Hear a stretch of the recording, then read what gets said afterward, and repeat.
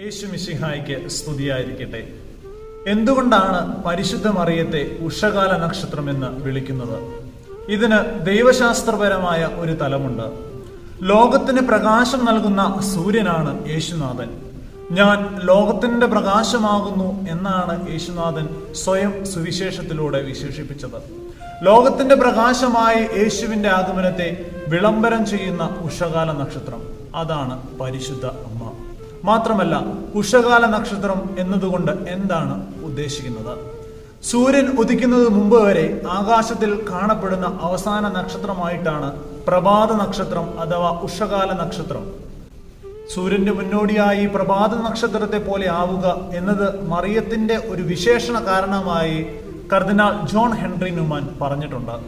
കാരണം പരിശുദ്ധ മറിയം പ്രകാശമായി നിലകൊണ്ടത് മറിയത്തിന് വേണ്ടിയല്ല, നമ്മുടെ കർത്താവായ യേശു തമ്പുരാന്റെ ഒരു പ്രതിഫലനമായിരുന്നു മറിയത്തിന്റെ പ്രകാശം. ആ പ്രകാശത്തിലൂടെ മറിയം ദൈവത്തെ മഹത്വപ്പെടുത്തി. ദൈവം ആദിയും അന്തവുമാണെന്ന് നമുക്കറിയാം, അതായത് തുടക്കവും ഒടുക്കവും. അതിനാൽ ഉഷകാല നക്ഷത്രം എന്ന നാമം കേൾക്കുമ്പോൾ നമ്മളും ദൈവത്തിന്റെ പ്രകാശത്തിന്റെ മുന്നോടികളാകുവാൻ വിളിക്കപ്പെട്ടിരിക്കുന്നവരാണ് എന്ന കാര്യം നമ്മൾ ഓർക്കണം. എങ്കിലും ഒരു വേദനയുണ്ട്. പ്രഭാത നക്ഷത്രമായ പരിശുദ്ധാമ്മയുടെ ഉദയത്തിന്റെ 2000 വർഷങ്ങൾ ഇന്ന് പിന്നിട്ടെങ്കിലും നിരവധി ക്രൈസ്തവർ ഇന്നും ആ പ്രകാശത്തിനു നേരെ അന്ധരാണ്.